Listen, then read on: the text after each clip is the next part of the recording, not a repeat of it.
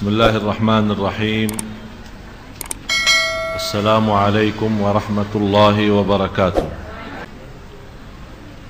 الحمد لله رب العالمين، وأشهد أن لا إله إلا الله وحده لا شريك له ولي الصالحين، وأشهد أن سيدنا ونبينا محمدا عبد الله ورسوله الصادق الأمين. اللهم صل وسلم وبارك على سيدنا محمد وعلى آله وصحبه ومن تبعهم بإحسان إلى يوم الدين.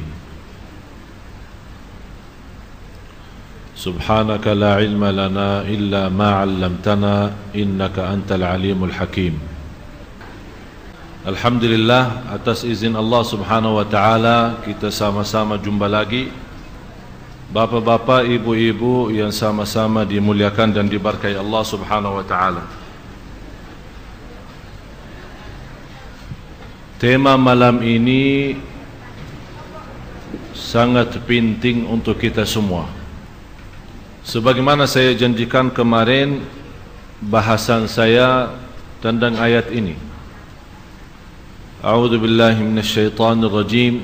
Kalla innahum 'an rabbihim yawma idzin lamahjubun thumma innahum lasalul jahim. Artinya, Ustaz? Sekali-kali tidak. Sesungguhnya mereka pada hari itu benar-benar terhalang dari melihat Tuhan mereka. Terhalang dari lihat Allah. Kemudian sesungguhnya mereka benar-benar masuk neraka. Kalau terhalang melihat Allah, berarti tempat kita di neraka. Kenapa Allah tidak menerima doa saya? Kenapa saya tidak bisa khusyuk dalam salat? Kenapa saya susah istiqamah menjaga salat malam? Kenapa saya dulu masih bisa berbuat banyak macam kebaikan, kenapa sekarang sudah berubah? Apakah selama ini saya punya ibadah sia-sia? Apakah selama ini saya mengangkat tangan bermunajat kepada Allah, malah Allah berpaling dari saya? Apakah saya berusaha mencari ridha Allah, malah Allah Subhanahu wa Ta'ala menunggu saatnya untuk memberikan kesiksaannya dan kemurkaannya kepada saya? Mudah-mudahan tidak ada di antara yang hadir yang terhalang dari Allah. Siapa yang mau urus kita kalau Allah sudah tidak mau urus kita? Man wajadallaha famadha faqad. Barang siapa yang memiliki Allah, apapun yang terhilang dari dirinya, biarin. Segala sesuatu kalau yang terhilang dari diri kita, selama masih Allah bersama kita, itulah yang membuat kita bahagia. Tapi kalau kita memiliki dunia dan segala isinya, tapi tidak memiliki Allah, tidak ada artinya dunia dan segala isinya. Ada 10 sebab yang menghalangi kita bisa mendekatkan diri kepada Allah. Ada 10 sebab yang membuat kita berusaha mendekati diri kepada Allah, malah Allah yang maha besar menjauhkan. Disitulah karena gara-gara 10 sebab itu, kita tidak bisa menikmati ibadah, tidak bisa menikmati khusyuk, dan tidak bisa menikmati segala aktivitas ibadah kita. Yang pertama, akidah yang rusak.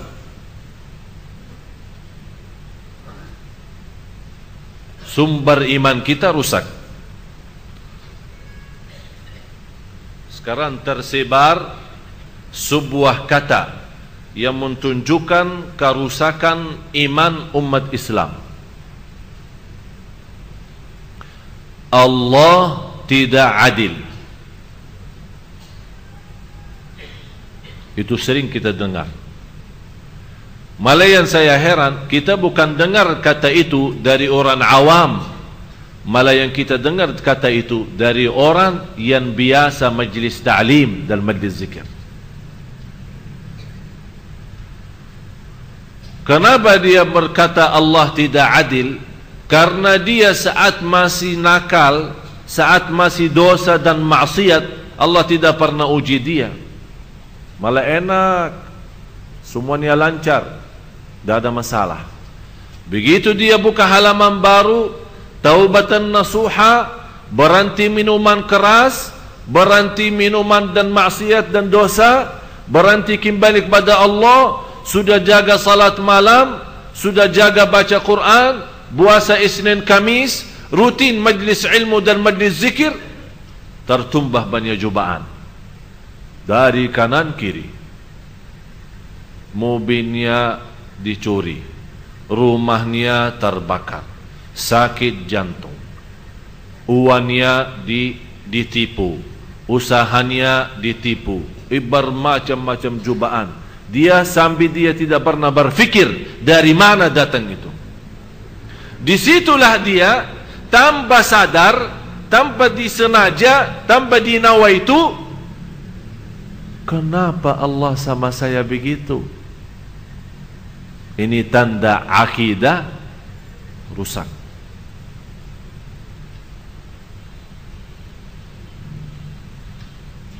Tapi kalau akidah yang benar, keyakinan yang benar dan iman yang sempurna, yang barangkali susah dilaksanakan adalah bagaimana kita bisa jadi hamba Allah sebagaimana orang mayat yang dibolak-baliknya badannya tapi dia tidak bisa berbuat apa-apa. Bapak Ibu, Bu, pernah lihat ada orang mandikan orang mayat? Pernah. Kira-kira saat dimandikan orang mayat itu, apakah orang mayat itu pernah ngamuk atau marah? Atau orang mayat bilang, Mbak, tolong di bawah masih ada kotoran, bersihin sebelum saya masuk kuburan. Ada begitu? Jadi seolah-olah dia tunjukkan basrah total. Memang tidak bisa apa-apa. Bagaimana kita bisa jadi seperti itu kepada Allah? Jadi seolah-olah kita tunjukkan, ya Allah, mau apa? Saya sami'na wa ata'na. Mau kasih lancar, alhamdulillah. Mau kasih cobaan, saya sabar. Jadi benar-benar kita memiliki iman, apapun yang dari Allah kita selalu terima. Bukan terima ucapan. Ini. Oh, kalau saya punya pisau ini bisa di kalbu ini susah. Kalbu ini yang perlu setiap hari digosok sampai habis. Karena ini akidah yang rusak di dalam, bukan nyata keluar. Itu dalamnya yang kita punya kedalaman rusak. Yang tunjukkan kedalaman rusak gara-gara terhalang kita dari Allah. Coba maaf, kembali ke ayat yang sebelumnya, ayat 14. Coba lihat artinya apa. Bismillahirrahmanirrahim. Kalla bal rana ala qulubihim ma kanu yaksibun. Sekali-kali tidak demikian. Sebenarnya apa yang selalu mereka usahakan itu menutup hati mereka. Berarti yang menutupi hati kita dan terhalang dari Allah adalah perbuatan usaha kita. Kalla bal rana ala qulubihim ma kanu yaksibun. Jadi usaha dan perbuatan kita adalah yang menghalangi kita dari Allah. Tertutup hati kita. Lama-lama karena sudah tertutup hati kita, saat kita menghadapi sebuah kejadian yang tidak menenangkan hati kita, apa yang keluar dari mulut kita? Allah tidak adil, Allah tidak baik sama saya, Allah yang mentakdirkan saya berbuat riba, Allah yang mentakdirkan saya berbuat zina. Seolah-olah saat kita berdosa dan maksiat, kita lembarkan kepada Allah yang salah, bukan kita yang salah.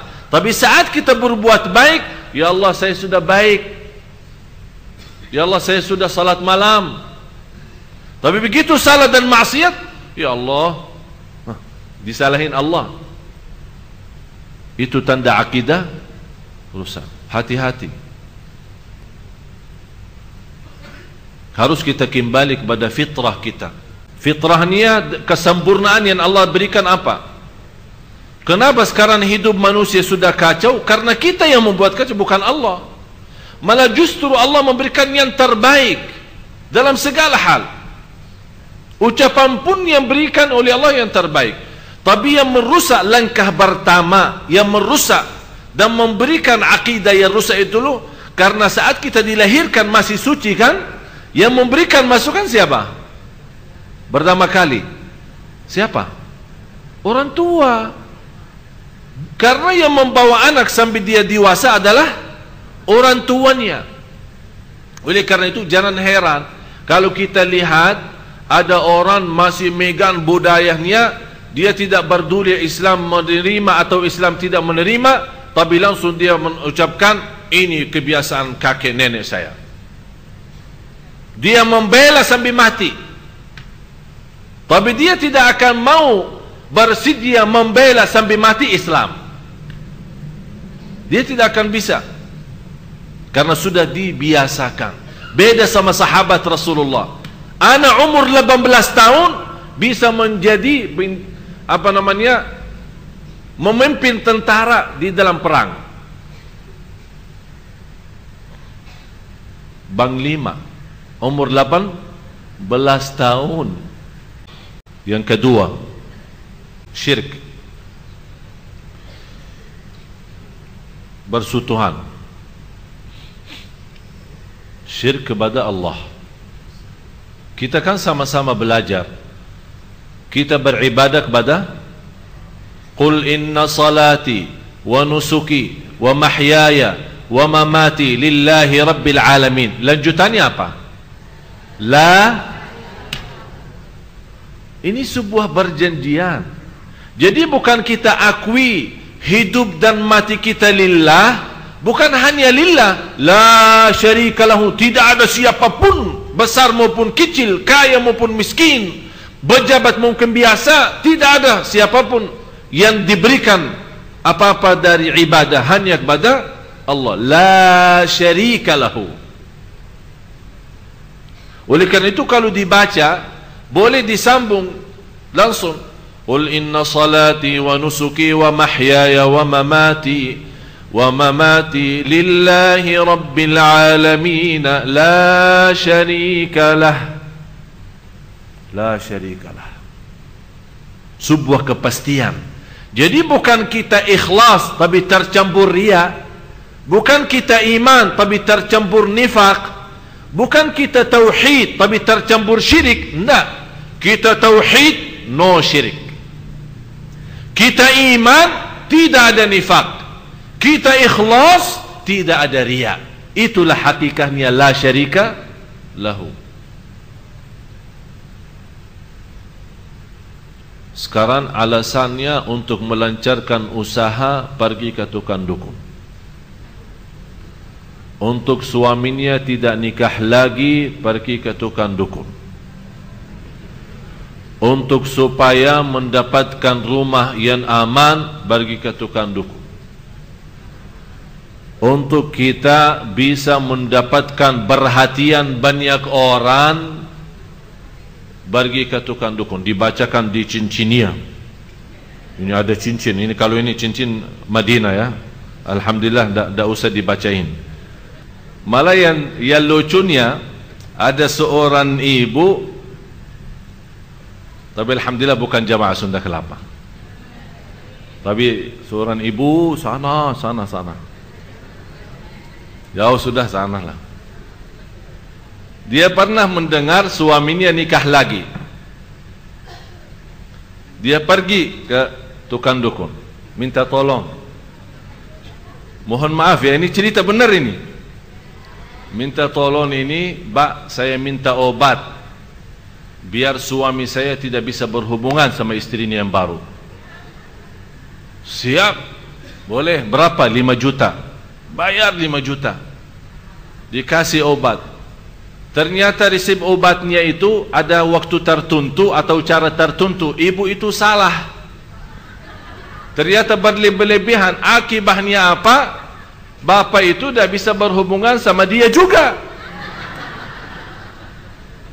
Datang lagi, ini sekarang gimana ini? Saya bilang minta tolong, jangan sama yang kedua, jangan sama saya. Ternyata salah. Itulah akibatnya. Kalau kita tawakal kepada selain Allah, Allah akan mengkecewakan kita. Tapi kalau kita menganggap, kalau suami kita dapat nikah, kalau kita memang anggap itu sebuah ujian yang menyakiti perasaan, kenapa tidak mengadu kepada Allah? Cuba salat malam dan minta, ya Allah, memang saya betul cinta sama suami saya, sudah saya berkorban segalanya untuk suami saya, ya Allah balikkan hatinya kepada saya. Kan yang memiliki hati itu adalah Allah. Belum tentu orang walaupun punya istri kedua, yang ketiga, belum tentu bisa hatinya sama mereka. Kalau kita memang benar-benar, kalau kita bisa menadu hanya kepada Allah. Tapi karena akibatnya kita punya akidah rusak, muncul apa? Yang kedua ini, syirik. Muncul syirik. Tapi kalau kita punya akidah benar, kita yakini segalanya kepada Allah, dan pasti kita menadu kepada Allah Subhanahu wa taala. Kalau memang kita yakin. Tapi karena akidah rusak, tidak mungkin orang akidah rusak bisa yakin. Apalagi yang bermunajat di hadapan kubur. Saya punya guru, bukan masih ingat Syekh Said yang 2 kali datang Sunda Kelapa, menjaga makam Rasulullah 55 tahun. Macam cerita. Sekarang orang banyak yang pergi ke sana, negeri Arab Saudi itu Wahabi. Negeri Arab Saudi itu tidak diberikan kesempatan kita dekat makam biar bisa salawat atau bisa berdoa. Kenapa yang membuat pemerintah sana ketat? Dulu masih cerita 80 tahun, 80-an, tahun 70-an, 80-an sampai 90-an. Itu orang-orang yang datang haji, apalagi haji kan sakit raminya orang, susah diatur masuknya keluar. Jadi beribut di depan pintu makam Rasulullah. Ada yang sempat karena tidak ada halangan, sekarang sudah ada batas kan, agak jauh ke depan sedikit. Dulu enggak, cuma ada yang jaga, tapi tidak ada batasan. Orang mana ribut, terus membuat surat. Di tempat ini ada masuk-masuknya, dibuat surat. Kata Syekh Said, tugasnya kan menjaga dan sekalian membersihkan. Pas selesai jamaah keluar, yang dulu masih Nabi kan dikunci. Masih ingat ibu-ibu kan dikunci kadang-kadang malam. Sekarang sudah ada perintah dari raja bebas 24 jam. Jadi masuk, di antaranya dapat surat. Ini semua isinya apa? Bermacam-macam bahasa. Bahasa Arab, bahasa Indonesia, bahasa Turki, bahasa bermacam-macam bahasa. Semuanya, ya Rasulullah, saya sudah lama nikah, 12 tahun belum bisa punya anak. Kasih saya anak dong. Maaf, ini dong tambahan dari saya. Berarti Rasulullah sudah bukan menjadi sebagai manusia yang memang kita yakin Rasulullah barakah. Memang kita yakin Rasulullah meninggal dunia, tapi di alam kubur punya hidup yang istimewa. Tapi bukan berarti menjadi tempat menadu kita. Kalau kita bilang hanya semuanya ya Rasulullah, terus ya Allah apa? Kapan saatnya kita bilang ya Allah? Kalau ada yang pernah berkata, ya Rasulullah, selamatkan aku dari neraka Jahannam. Padahal Rasulullah sendiri berkata sama anaknya Siti Fatimah, wahai anakku yang aku sayangi, ittaqillah, bertakwalah kepada Allah, karena aku tidak akan mampu menjaminkanmu selamat dari neraka Jahannam. Dan kita minta, ya Rasulullah, selamatkan aku dari neraka Jahannam.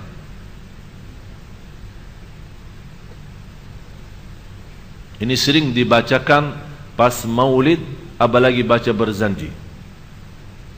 Karena isinya tidak semua sama. Ada memang isinya baik, ada muji Rasul, mendoakan Rasul, bersalawat kepada Rasul baik. Tapi ada isi-isi meminta doa langsung, ya Rasulullah. Tapi kita kan tidak ngerti, malah ikut orang joget lagi, saking senangnya lagunya. Dia tidak faham artinya bahasa Arab. Itu yang perlu kita berhati-hati. Bukan berarti berjanji semua tidak boleh. Kita boleh baca karena ada isinya kata-kata syair yang bagus dari sisi makna, bermunajat kepada Allah, bertawassul kepada Rasulullah. Ya Rabbi bil Mustafa balligh maqasidana. Terus waghfir lana ma madha ya wasi'an. Dimulai ya Rabbi bil Mustafa, ya Allah dengan Nabi Muhammad. Tapi diawalikan ya Rabbi. Berarti di sini ada ya Allah dulu. Ya Rabbi, dengan berkah Nabi Muhammad ampunilah. Ya Allah, dengan kemuliaan Nabi Muhammad mudahkanlah. Ya Allah, dengan keberkahan Nabi Muhammad sembuhkanlah. Jadi itu namanya tawassul. Tapi tidak ada orang istilah ya Rasulullah sembuhkan, ya Rasulullah ampuni. Berarti mana Allah? Hati-hati dari syirik. Karena Allah paling tidak senang berbuatan syirik. Segala dosa bisa diampuni kecuali dosa syirik. Yang ketiga, bid'ah ucapan atau ucapan yang bid'ah. Artinya ucapan yang bid'ah itu kata-kata yang baru. Contoh, sebenarnya Bapak Ibu kalau kita perhatiin susunannya sampai 10, ini semuanya dasarnya akidah rusak. Kadang kita lihat orang kaya raya, uangnya bukan miliaran, banyak sudah triliunan. Tapi kita lihat ibadahnya biasa-biasa, puasanya malah jarang, datang ke masjid telat. Ada orang bilang, kaya tapi biasa. Coba kalau Allah jadi saya yang lebih kaya, pasti akan lebih takwa. Itu namanya ucapan bid'ah, ucapan baru. Seolah-olah kita salahkan Allah terhadap membagi rizki. Kenapa ini yang biasa-biasa rizkinya aja sudah luar biasa, kita aja yang luar biasa rizki saya susah-susah. Berarti seolah-olah, mohon maaf Bapak Ibu, berarti ibadah kita selama ini tidak ikhlas. Seolah-olah kita minta balasan. Ya Allah, mana kok sudah lama tak jadi kaya-kaya ini, berhasil dia bisa kami saya rajin di Sunda Kelapa. Itu jaga ucapan kita. Yang keempat, bid'ah amalan, perbuatan yang menjadi bid'ah.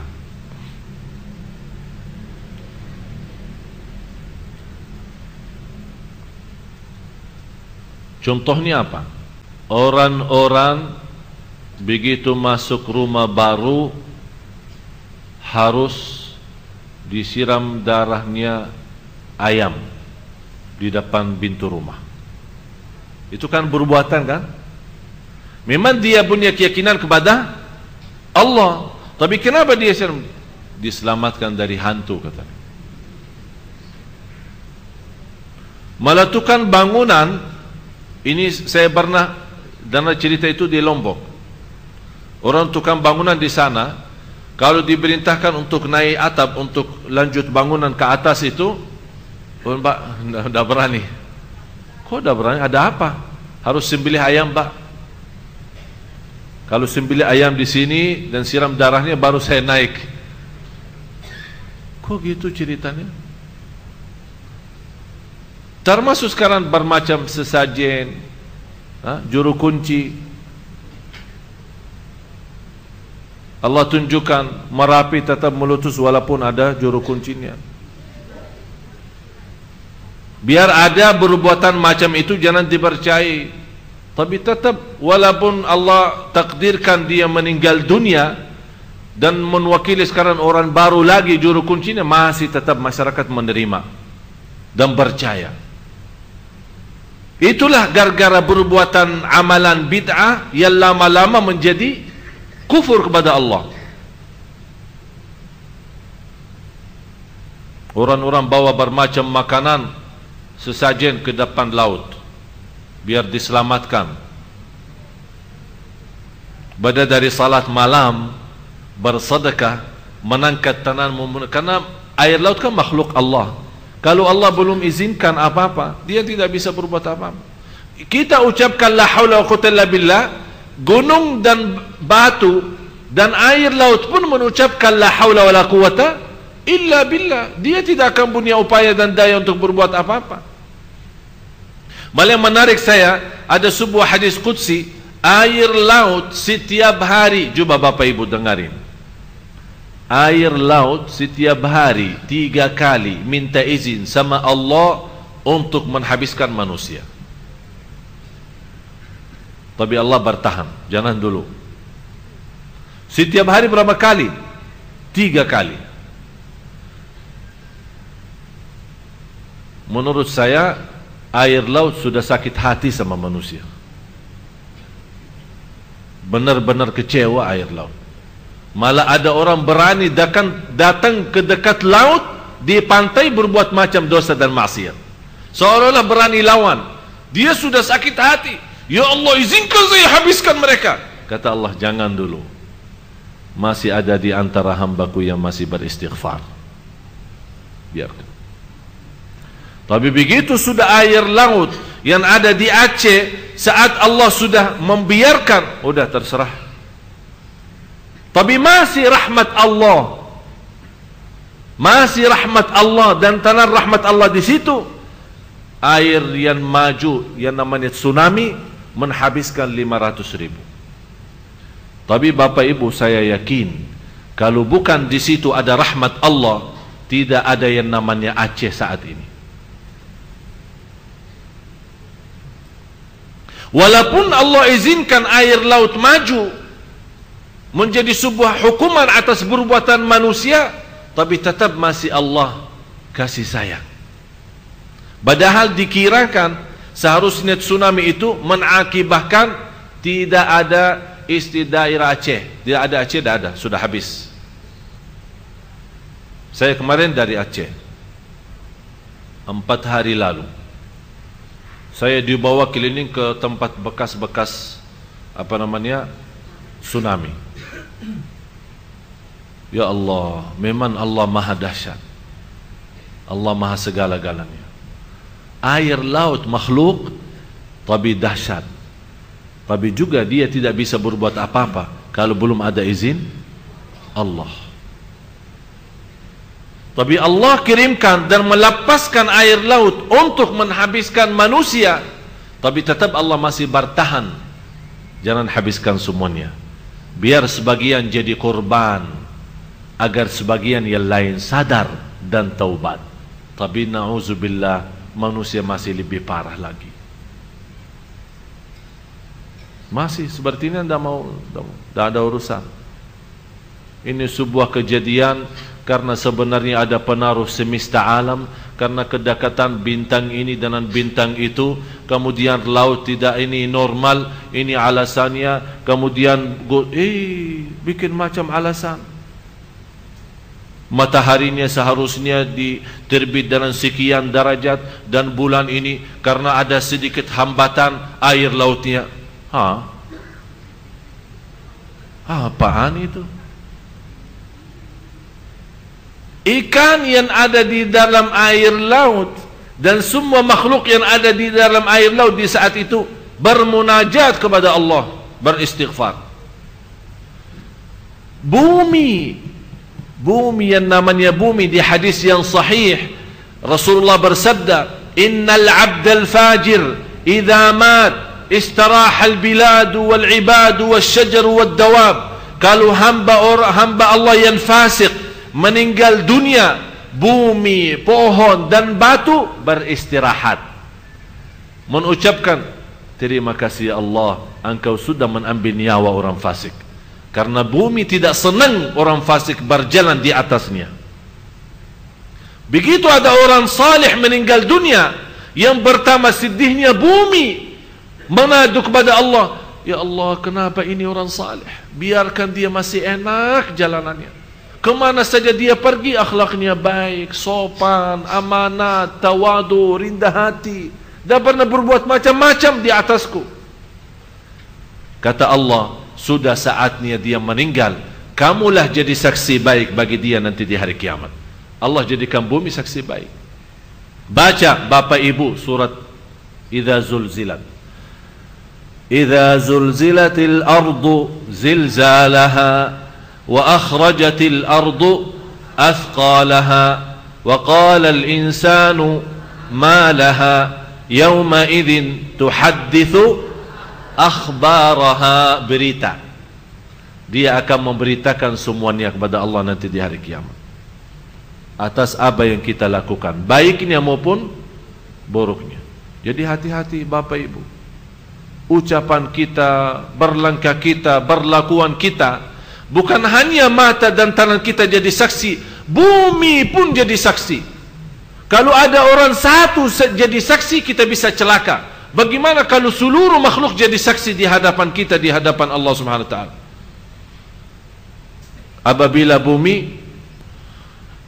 Apabila bumi diguncangkan dengan guncangannya yang dahsyat, dan bumi telah mengeluarkan beban-beban berat yang dikandungnya, dan manusia bertanya, mengapa bumi jadi begini? Ini manusia heran, karena dia selama hidup di bumi tidak pernah melihat peristiwa seperti ini. Ada apa bumi ini? Kenapa ya Allah? Baru dia akan cerita bumi. Terus, karena sesungguhnya Tuhanmu telah memerintahkan. Sebelumnya jalan kubur dong. Pada hari itu bumi menceritakan beritanya. Menceritakan apa? Atas apa yang telah dilakukan oleh manusia atasnya. Ya Allah, ini fulan bin fulan di hari tertentu, di jam tertentu, di negeri tertentu, di tempat ini, di saat itu, di siang hari, malam hari, dia berlaku ini semua digambarkan.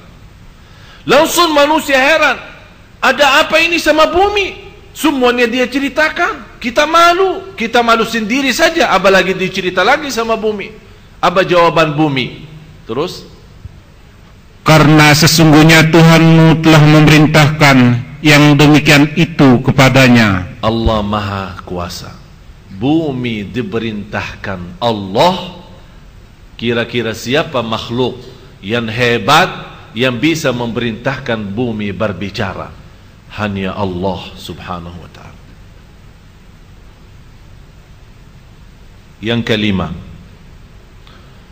dosa besar yang tersimpan dalam hati kita.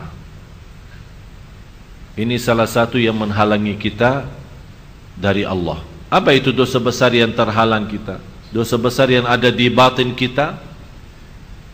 Tahu ibu-ibu, bapak-bapak? Hah? Dendam, terus dengki, iri, sombong, dan di antaranya yang terbesar dosa batin adalah sombong. Pertama dosa di langit, dosa sombong.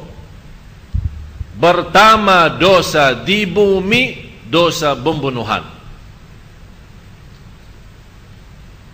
Pertama dosa di langit, dosa sombong. Siapa yang sombong? Iblis. Saat diperintahkan oleh Allah sujud kepada Nabi Adam, dia jawab apa? Saya lebih baik dari dirinya, dari si Adam ini. Itu tanda itu apa?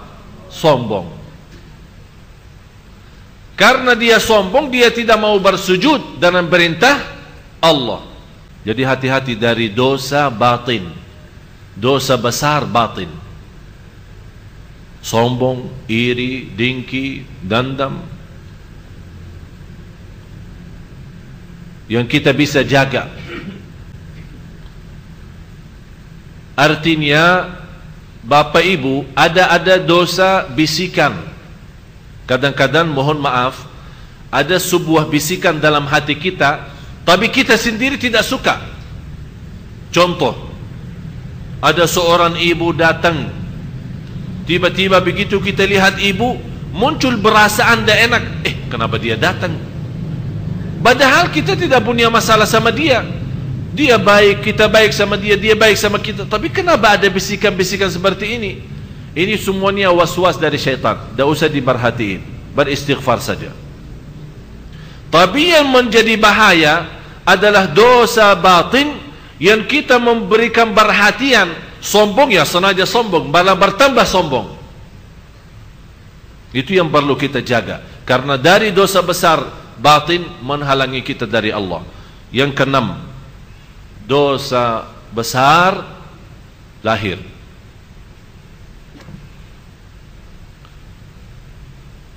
Riba, zina, minum khamar, minuman keras, judi. Ini semuanya kan nyata, perbuatan yang nyata tapi dosa besar.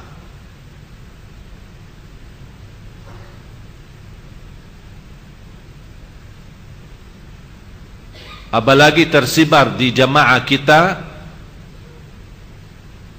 orang mampu datang, orang minta tolong untuk pinjam 10 juta, 100 juta dalam 6 bulan atau 5 bulan atau 3 bulan. Disyaratkan oleh ibu yang mampu ini, boleh saya bantu 100 juta, tapi nanti habis 6 bulan kembaliin 120 ya. Ini 20 itu riba dan dosa besar. Fantas kita kadang-kadang susah khusyuk karena itu riba. Kita terbiasa guna riba. Malah yang saya herankan, saya kenal seorang ibu, tidak usah saya sebut nama, salat malamnya Masya Allah. Malah saya kalah dengan salat malamnya dia. Baca Al-Quran apalagi, puasa Isnin Kamis, sedekahnya Masya Allah. Tapi begitu soal pinjaman, harus ada tambahan 10 juta kembali 12. Kalau mau, tidak mau sudah cari orang lain, tidak ada urusan. Udah bu, saya mau berangkat haji, boleh bantu? Ya boleh, nanti saya bayarin di travel. Berapa harga haji? 100 juta. Udahlah, nanti bu kembali pulang dari haji 150 ya.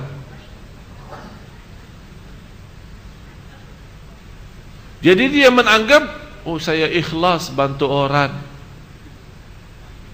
Itu bukan namanya ikhlas.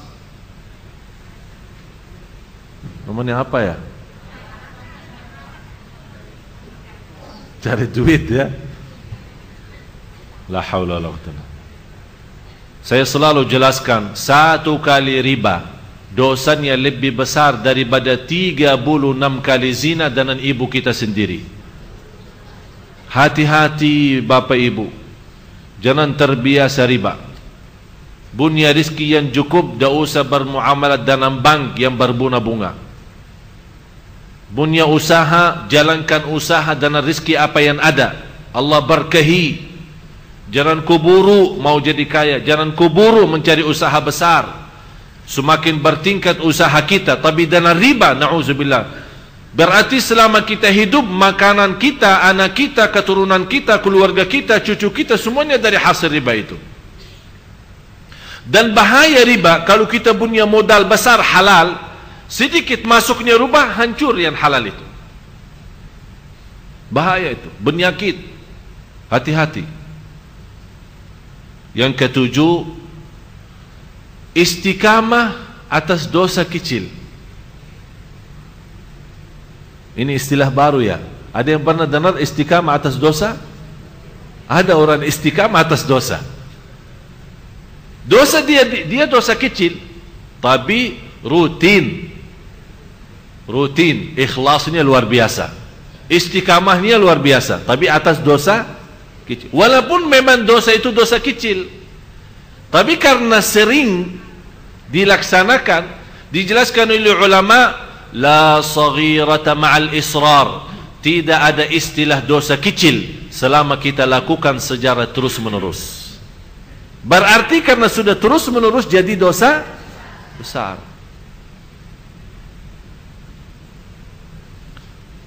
Sekarang saya bertanya Bapak Ibu, rokok. Yang bilang rokok itu dosa, angkat tangan. Tidak usah kita bilang haram atau makruh, tidak usah, itu persoalan fikih. Tapi yang bilang dosa itu angkat tangan. Sekarang kita tanya lagi, besar atau kecil? Ya tidak mungkin. Bapak Ibu harus fahami arti besar.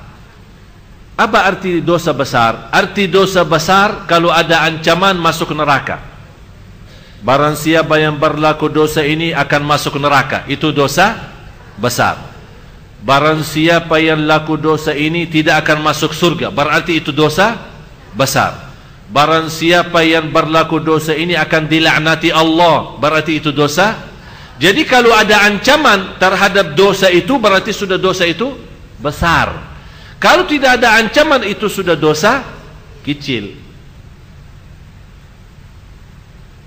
Itu sudah istilahnya ya, sudah faham ya, beda dosa besar sama kecil. Tapi karena dosa kita sudah setuju dan bersepakat rokok itu dosa, harus kita milih satu-satunya, salah satunya, besar atau kecil, jelas yang kecil. Tapi kalau kecil yang terus-menerus, jadi kita doakan orang yang lagi rokok, semoga Allah sembuhkan dari penyakit itu. Terus yang ke-8, berlebih-lebihan terhadap mubah. Ini yang ke-8. Ini salah satu kebiasaan, berlebih-lebihan terhadap mubah. Apa arti mubah? Sudah punya rumah bagus, masih cari rumah lagi. Buat apa? Banyak duit. Sudah makanan enak, dia mencari makanan yang lebih mahal. Sudah punya mobil yang cukup membawa dia ke sana kemari, rasanya tidak enak kalau tidak ada bermacam banyak mobil. Itu kan namanya mubah. Sebenarnya Bapak Ibu, jangan salah faham. Orang punya rumah mewah bukan haram. Orang punya mobil bagus bukan haram. Yang menjadi bahaya, yang menghalangi kita dari Allah tanpa kita sadar, berlebih-lebihan terhadap kemewahan rumah kita, kebagusan mobil kita, yang menjauhkan kita dari hal-hal yang lebih utama dan lebih baik. Beda sama orang punya mobil bagus, tapi mungkin karena tahunnya sudah 2010, sekarang sudah 2012, dia punya keinginan Allah kasih rezeki banyak. Saya punya 2012 saja. Tapi yang bekasnya bagaimana? Disedekahin. Yang punya mobil lebih boleh kasih saya satu.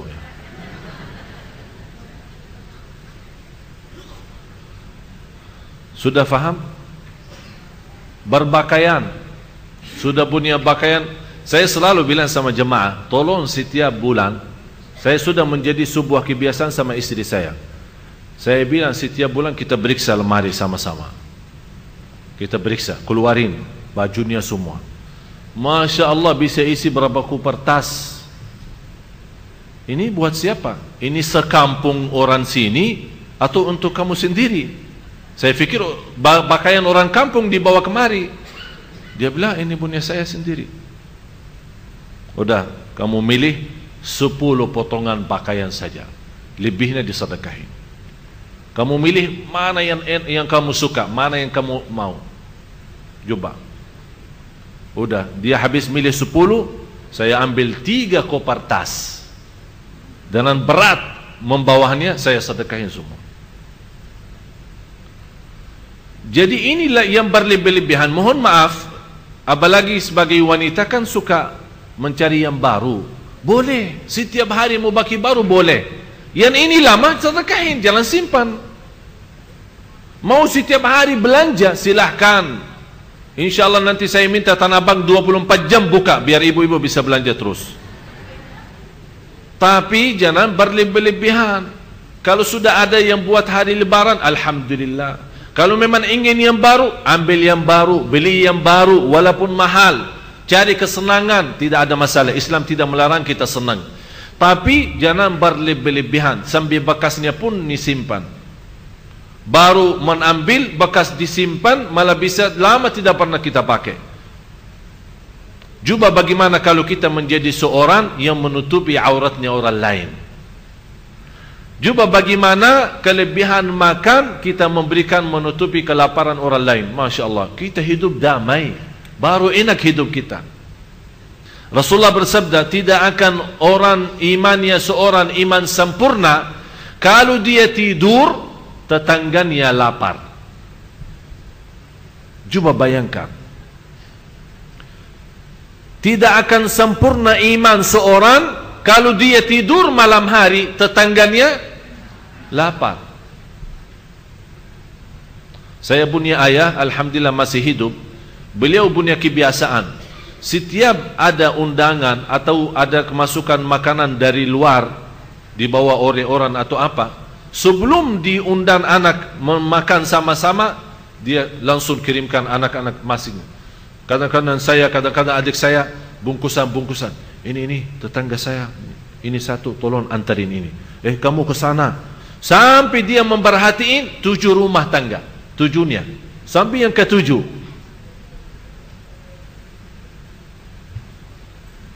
Saya sekarang minta Bapak Ibu, jangan sampai yang ke-7, yang paling dekat sajalah, yang samping rumah kita.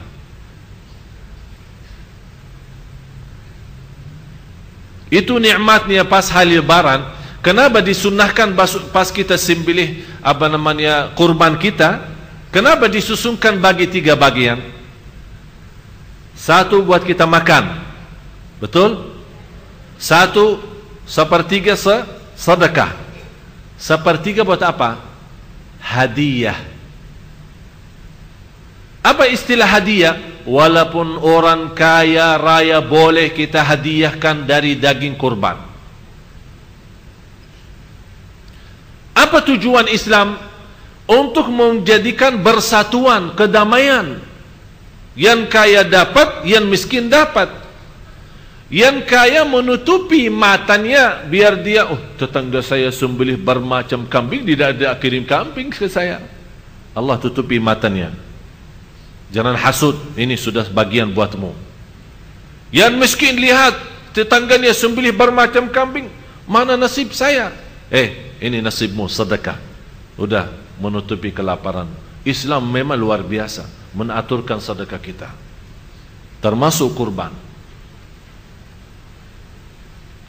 Yang ke-9, lalai. Artinya lalai, kita melalaikan kewajiban yang utama. Sekarang kalau saya bertanya Bapak Ibu, kenapa Anda hidup di dunia ini? Tujuannya apa? Yang membuat kita lalai, kita hidup seperti, mohon maaf, manusia, banyak manusia, tidak semua, banyak manusia hidup sekarang seperti binatang. Makan, minum, tidur. Makan, minum, tidur. Kerjaannya pun hanya untuk menutupi hawa nafsu. Kerjaannya dan cari dunia untuk hanya sahwatnya. Dia bekerja keras mencari nafkah untuk memiliki rumah mewah dan mobil bagus, istri yang cantik. Jadi tidak ada tujuan karena Allah. Seolah-olah dia hidup. Malah binatang lebih baik, karena binatang masih sebut nama Allah, masih berzikir kepada Allah. Malah ada manusia, na'udzubillah, lebih hina daripada binatang.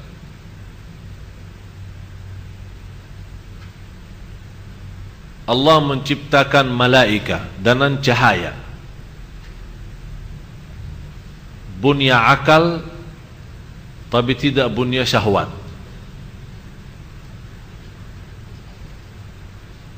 Allah ciptakan jin dan syaitan, bunya syahwat tapi tidak bunya akal. Allah ciptakan manusia di antaranya bunya akal dan syahwat. Sudah faham? Malaika akal tapi tidak ada syahwat. Jadi dia menggunakan fikirannya dan hatinya hanya mendekatkan diri kepada Allah, tidak ada lain. Tidak ada berfikir istirahat, tidak ada berfikir makan, tidak ada berfikir minum, tidak ada berfikir tidur. Itu semuanya istilah syahwat. Beda sama binatang. Bunya syahwat tapi tidak punya akal. Tapi manusia Allah kasih dua-duanya, akal dan syahwat. Kenapa Allah kasih dua-duanya? Allah memberikan peringatan dan pelajaran. Anda mau jadi seperti malaika, gunakan fikiran untuk mendekatkan diri kepada Allah. Anda mau gunakan syahwat, jadilah seperti binatang. Tinggal Bapak Ibu milih. Kita ikut mana? Ikut kesadaran kita, hati nurani kita, mencari ridha Allah agar Allah menjadikan kita lebih baik. Kalau tidak seperti malaikat akan menjadi lebih baik. Atau kita ikuti hawa nafsu kita, akan Allah jadikan lebih hina daripada binatang. Jadi jangan lalai dari tujuan kita hidup. Tujuan kita apa? Satu, mencari ridha Allah. Dengar hadis yang qudsi, wahai anak Adam, aku menciptakanmu untuk beribadah kepadaku, jangan main-main. Wahai anak Adam, aku menjaminkan rizkimu, jangan capek. Itu dua hal ini jangan kita lalaikan. Ibadah hanya kepada Allah, dan rizki jangan capek, karena Allah sudah tentukan rizki kita. Yang terakhir, yang ke-10, bersibuk dalam hal-hal kecil di dalam agama dan melupakan hal yang lebih utama. Bersibuk dalam hal-hal kecil dalam agama dan melupakan yang lebih utama. Sekarang orang beribut, qunut boleh tidak? Sekarang orang ribut, zikir jama'i boleh tidak? Sekarang orang sibuk bagaimana bersoalan gerakan jari saat tahiyat. Apakah diputar? Apakah digerakkan atas bawah? Atau didiamkan? Apakah ini salat kita sah begini atau begitu? Orang sibuk, kalau kita kena debu, apakah puasa kita batal atau tidak? Saat kita lagi berjalanan, tidak sengaja tersentuh dengan wanita, apakah wudhu saya batal tidak? Jadi kesibukan kita di hal-hal kecil, dan kita lupa yang lebih utama. Lupa penerbangan kita untuk Islam, lupa perjuangan kita untuk Islam, lupa kedamaian, lupa kesejahteraan, lupa bersatuan. Itu semua kita lupa. Jadi harus Bapak Ibu mempelajari agama dan bisa memiliki pemahaman, membedakan mana yang utama, mana yang lebih utama. Kalau dalam bahasa fikih namanya fiqhul awlawiyat. Fiqhul al-awlawiyat. Artinya apa? Fikih utama dan lebih utama. Dari pemahaman ilmu kita, kita bisa membedakan, ya memang ini bagus, ini utama, tapi maaf, ada yang lebih penting lagi. Semoga apa yang saya sampaikan bermanfaat. Semoga ilmu yang kita sama-sama belajari hari ini bisa memberikan banyak wawasan, bisa memberikan ilmu bermanfaat yang insya Allah kita sama-sama amalkan. Karena guna ilmu bermanfaat diamalkan dengan amalun salih. Semoga semua yang hadir diberkahi Allah, diampuni segala dosanya, dinaikkan darajatnya, diberikan rizki yang halal yang berkah, dipanjangkan umurnya, disihatkan badannya, diberikan rumah tangga sakinah mawaddah rahmah, dibuka oleh Allah hati suaminya, dibuka oleh Allah hati istrinya, disatukan dalam berdua-duanya dalam kebahagiaan dan keselamatan. Mudah-mudahan diberikan oleh Allah karunia dan keturunan anak salih dan salihah, cucu salih dan salihah yang menghafal Al-Quran dan mereka membawa nama baik keluarga kita.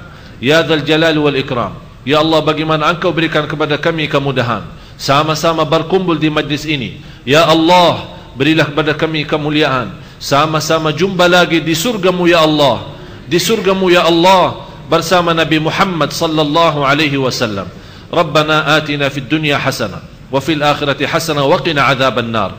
Allahumma barik lana fi Rajab wa Sya'ban wa ballighna Ramadan. Ya Allah, berkahilah kami di bulan Rajab dan Sya'ban, dan sampaikanlah kami kepada bulan Ramadan dalam keadaan sihat wal afiat dan iman birahmatika ya arhamar rahimin.